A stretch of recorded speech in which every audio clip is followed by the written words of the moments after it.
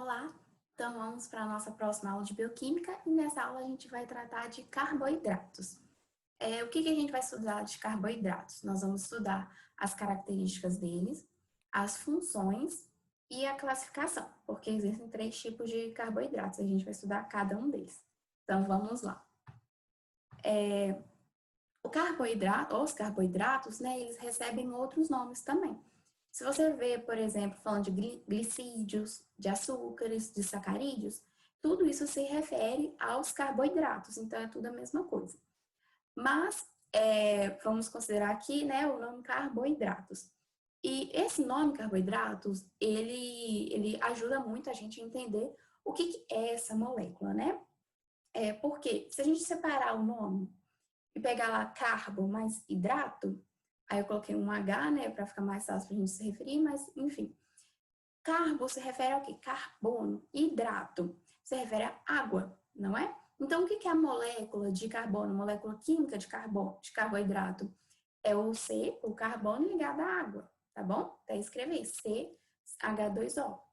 Se a gente destrinchar essa fórmula, o que a gente pode chegar? A gente chega na fórmula geral de todos os carboidratos, ou seja, todos os carboidratos vão ter essa mesma fórmula, exceto algumas exceções, né? Sempre tem. Mas qual que é essa fórmula geral, essa fórmula química geral que representa os carboidratos? É CN, N é um número qualquer, tá bom?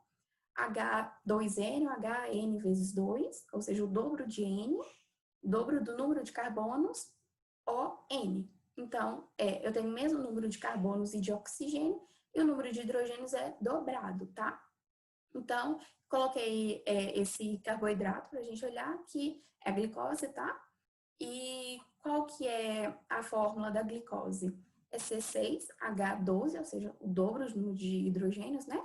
O6, tá? Então, link aí certinho com essa fórmula geral que a gente acabou de ver. E como eu falei, essa molécula ela tem carbono, né? Ela tem carbono na sua estrutura. E o que isso significa? Significa que ela é uma molécula orgânica. Na aula passada, vocês viram, né, na aula de água e sais minerais, que foi estudar as moléculas inorgânicas, moléculas que não têm carbono na sua estrutura, tá? Mas a partir de agora a gente só vai estudar moléculas orgânicas que têm o carbono na sua estrutura. Além disso, os carboidratos, eles podem gerar estruturas que são muito peculiares, que são chamadas de polímeros. O que são polímeros? Polímeros são junções de várias estruturas iguais repetidas. Então, eu tenho uma estrutura, outra. Elas são todas ligadas, são todas a mesma estrutura, tá? Tá tudo ligadinho ali na sequência, é uma repetição da mesma coisa. E essa coisa, né, essa que se repete, chama-se monômeros. A gente pode pensar nisso como se fosse um colar de pérolas, que igual eu coloquei na imagem. Você vê que é um colar cheio de estruturas iguais, cheio de pérolas iguais. Uma pérola é igual a outra, que é igual a outra, e tá tudo ligadinho aí numa cadeia, tá? E aí forma essa ligação, né? Esse colar. No polímero é a mesma coisa, só que cada pérola recebe um de monômero e o colar inteiro de polímero. No carboidrato, o nome de cada monômero vai ser sacarídeo, tá bom? Então, a gente vai ver isso um pouco mais lá pra frente, quando estiver estudando as classificações, tá bom? Mas agora vamos aqui para as funções dos carboidratos. Ele tem 2 funções bem simples, né? A primeira é reserva energética, a função mais importante dele é reserva energética. Por quê? Porque no nosso corpo e nas frutas, né, nos vegetais, em geral, a gente precisa de energia, né? As plantas precisam respirar, precisam transpirar, como nós, né? A gente se movimenta, a gente tem toda uma questão do metabolismo, então a gente está trabalhando o tempo inteiro. E para trabalhar, a gente precisa de energia. E quem que gera essa energia? Várias moléculas no corpo. Mas qual é a primeira a usar? O nosso organismo ele pensa assim, nossa, estou precisando de energia. Quem ele recorre? Ele recorre primeiro aos carboidratos, tá bom? Depois ele vai para os lipídios e depois ele vai para as proteínas. Mas o primeiro é o carboidrato, ele é o mais importante ali. E aí tem uma peculiaridade que pode gerar um pouco de estranheza, mas eu vou explicar melhor agora. O carboidrato não é a nossa molécula mais energética. A mais energética é o lipídio. O lipídio libera mais ou menos, um pouco mais do que o dobro da energia que uma molécula de carboidrato libera. Então, você pode estar pensando assim, ué, Mas se o lipídio gera muito mais energia, gera mais que o dobro de energia do carboidrato, por que quebra ele primeiro? Simples, porque para quebrar carboidrato é muito simples, é por hidrólise lá, a molécula quebra e gera energia muito rápido. Na questão dos lipídios é bem demorado. Então, o corpo só usa esse recurso num segundo caso, tá? E a outra função é estrutural, tá? Tem carboidratos que eles ficam nas paredes estruturais da célula, ele forma o exoesqueleto de alguns animais, então ele tem essa questão estrutural também, tá? Mas o primeiro, mais importante, é a função, é a reserva energética. Agora vamos passar para as classificações, né? Vamos entender melhor cada tipo de carboidrato. O primeiro é o monossacarídeo. Lembra que eu falei da questão do colar de pérolas, que o monômero chama sacarídeo, no caso dos carboidratos? Então, cada sacarídeo é uma pérolazinha. E o monossacarídeo significa que tem um sacarídeo só. Então, não é um colar de pérolas, é uma pérola só que a gente está estudando aqui. E aí, os monômeros são estruturas, né, pequenininhas, fechadinhas e únicas, né? Eles não se agrupam com nenhum outro sacarídeo, né? Então, o que isso significa para a gente? Por que isso vai ser muito importante? Porque, lembra que eu falei, eu já até cheguei a citar nessa aula de hidrólise que quebra energia? Então, o que é a hidrólise? É quebra de uma molécula pela água. Então, a água entra em contato com essa molécula e separa ela em duas. No monômero, na pérolazinha, é muito difícil. Você pensa no colar de pérolas. O que é mais fácil? Você arrebentar esse colar de pérolas, quebrar uma das ligações entre as pérolas, ou quebrar uma pérolazinha única lá, esmagar ela e separar em vários pedaços. Mas é só puxar o colar e arrebentar, não é? Então, essas moléculas, esses monossacarídeos, eles não têm essa ligação, então eles não sofrem essa quebra pela água, tá? Ou seja, eles não sofrem hidrólise. Só que, mesmo assim, eles conseguem interagir com a água, porque tá cheio de grupos OH, que a gente chama de grupos hidroxilas, tá? Tá cheio de grupos hidroxila que reage super bem com a água, então ele vai interagir bem com a água. Só que a água não quebra ele, ela só interage com essa molécula como um todo, tá bom? Então, ele é solúvel, tá? Os monossacarídeos são solúveis. E os monossacarídeos, a gente tem alguns tipos bem específicos, porque eles se dividem em grupos de acordo com o número de carbonos. A gente pode ter monossacarídeo com 3 carbonos, com 4, com 5, com 6 e com 7 carbonos, tá? São só esses.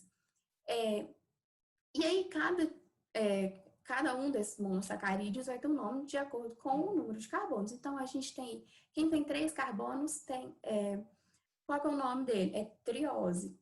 4 carbonos, tetrose. 5, pentose. 6, hexose. 7, heptose. Tá bom? Tá aí os nomes e a fórmula geral dele, né? Só lembrando aquela fórmula geral que é CnH2nOn, né? Então, se ele tem 3 carbonos, ele vai ter o dobro de hidrogênio, né? Então, são 6. E ele vai ter o mesmo número de oxigênio, então 3. Então, essa é a fórmula da triose, no caso. E assim, eu não vou especificar cada uma, né? Mas é só seguir fazer essa sequência. Só que tem, desses grupos aí, tem 2 que eu separei que são muito especiais para a gente, que são as pentoses e as hexoses. As pentoses, a gente tem 2 que são muito importantes, caem muito nas provas, que vocês têm que saber. É a ribose e desoxirribose.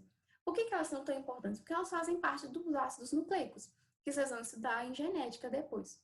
E aí, a gente tem essas 2 pentoses, a ribose ela faz parte do RNA e a desoxirribose do DNA, tá? Tem uma peculiaridade com a desoxirribose. Lembra que eu falei que na fórmula geral lá funciona para quase todos os carboidratos, menos para algumas exceções? A desoxirribose é uma dessas exceções, porque olha a fórmula dela aí. É C5H10, até aí ok, O4. Deveria ser O5, né? Porque a ribose ela é O5. Ela segue a fórmula química de todas as pentoses. Mas a desoxirribose ela tem um oxigênio a menos. Por que isso? Porque com esse oxigênio a menos, essa molécula vai se tornar super estável. Tá? Ela não vai reagir muito bem com outras moléculas, ela não vai sofrer quebras, tá? Ela vai ser super estável. E aí, o que isso leva, né? Qual a consequência disso? Lembra que eu falei que a desoxirribose, ela pertence ao ácido nucleico DNA? Então, o DNA é o ácido nucleico, né? que ele vai ser responsável por transmitir todas as informações genéticas, e ele tem que ser uma molécula muito segura, não é? Porque ele vai transmitir tudo que tem no seu corpo, é dado pelo DNA. Então, você concorda comigo que o DNA ele tem que ser bem estável, não pode sair reagindo com qualquer reagente, ele não pode ser destruído facilmente, não é? Nem ser transformado facilmente, ele tem que ficar igual pelo máximo tempo possível. Então, ele tem que ser muito estável. Por isso que tem essa adaptação química evolutiva, né? Para ele ser mais estável. Mas é uma exceção, o resto tudo segue essa regrinha, tá bom? E aí a gente entra para as hexoses, que eu separei 4 também, que são sempre muito repetidas nos vestibulares, que são a glicose, frutose, galactose, tá bom? Essas 3, né? E aí, em cima, eu coloquei a molécula de glicose, tá vendo aí? Ela segue essa fórmula, né, geral da hexose, e tem esse arranjo todo bonitinho. Então, você vê que ela é uma molécula toda coesa, toda juntinha, né? Aquilo que eu falei é como se fosse uma pérolazinha do colar. No caso do monossacarídeo, não vai gerar esse colar.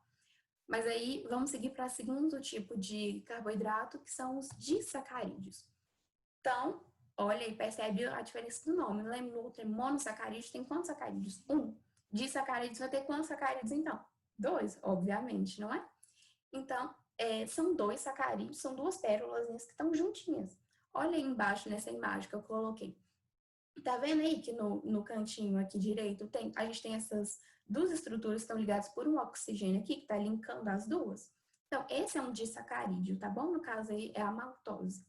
Então, os disacarídeos é como se fosse um colar de pérolas com 2 pérolas só. E aí, eles vão estar aqui juntos e vai estar ligado. Essa ligação que tem aí chama ligação glicosídica. Eu coloquei a ligação toda aí. Como que forma? Então, a gente tem a maltose, né, a formação da maltose. E a maltose é o quê? Ela é uma junção de 2 glicoses. Aquela molécula que eu mostrei no slide passado. Então, eu tenho uma glicose aqui separada, uma glicose aqui separada, elas vão se juntar, formar uma maltose. Como que elas se juntam? Reparei, entre uma glicose e outra, a gente tem 2 grupinhos que são iguais. Aqui em cima tem oxigênio, hidrogênio e hidrogênio. E aqui embaixo tem uma hidroxila e hidroxila, tá bom? Hidroxilas e hidrogênios. O que vai acontecer? Vai ter uma junção aí, nessa hidroxila de um, vai roubar o hidrogênio da outra hidroxila aqui embaixo. Então, vai se juntar, eu vou ter 2 hidrogênios e um oxigênio. O que é isso? Água. Então, elas vão se juntar, vão separar, né? Vão sair aí dessas glicoses, vão se juntar e formar água. Então, vai sobrar, vai tirar água. E aí, o que vai acontecer? Vai ficar um oxigênio que ficou ali sozinho, né? Porque o outro oxigênio roubou o hidrogênio dele. Então, o que ele vai fazer? Não vai ficar sozinho, porque ele está muito instável. Ele vai procurar alguém para se juntar também. Quem ele achou ali para se juntar? A glicose que está ali do lado. Então, ele faz essa ponte, ele fica assim, ó, segurando, tá vendo? As 2 glicoses, que ele vai estar lá juntando. Não, fica aqui junto. Pega aqui a minha mão, não deixa sozinho, não. Ele não gosta de ficar sozinho, tá? Então, ele vai se juntar lá e vai formar maltose. Essa ligação, onde sai uma água e o oxigênio segura ali, chama-se ligação glicosídica, tá bom? E aí, lembra que eu falei que no colar de pérolas, mas se você arrebentar ele, né? Quem que arrebenta, quem que faz essa função é a água.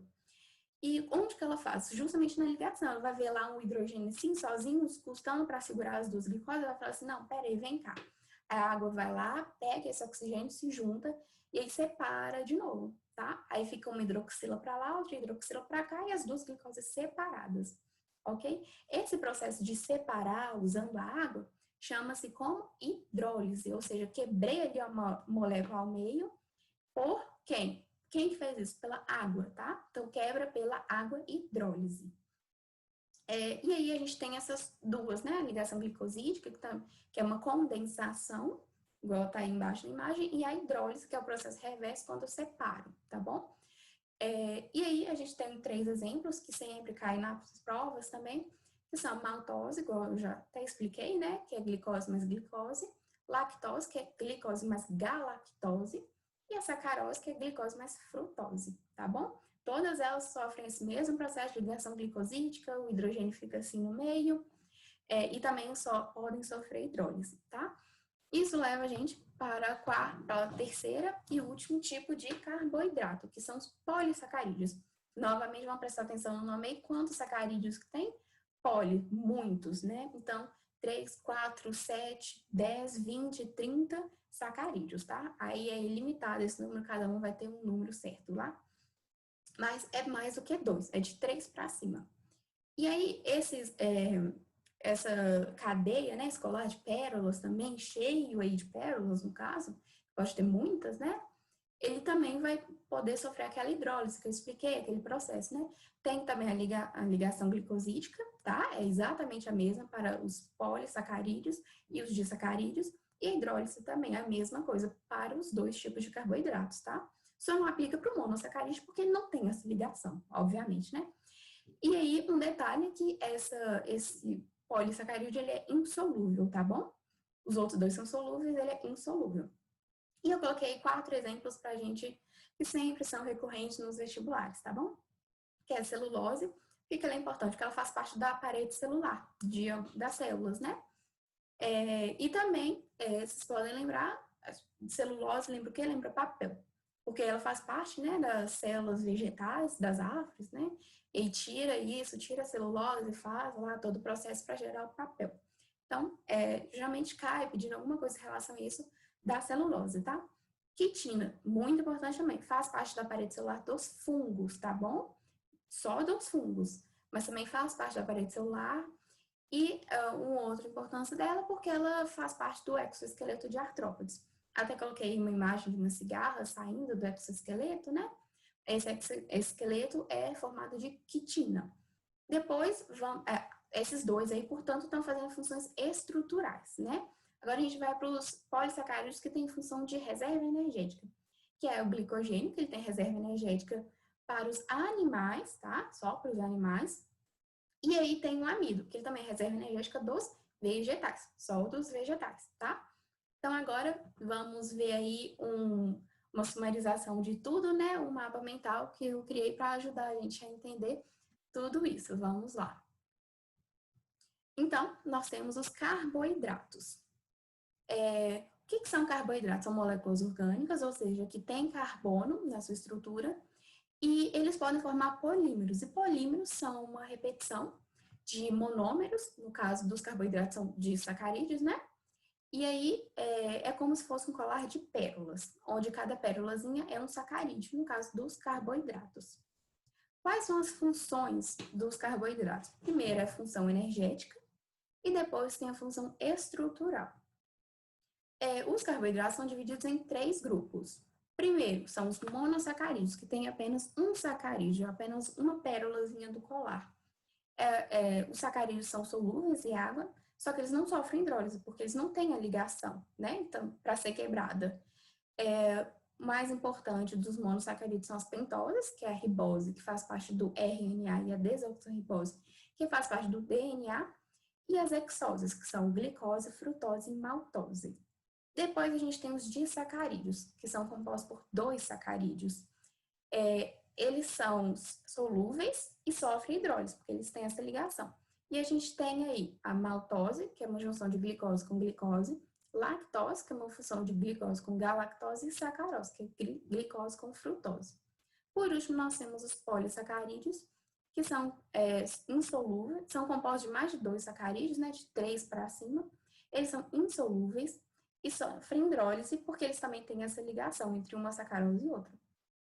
Os mais importantes polissacarídeos são celulose, porque faz parte da parede celular, quitina, que também faz parte da parede celular, só que dos fungos, e também faz parte do exoesqueleto de alguns animais, dos artrópodes, né, em geral.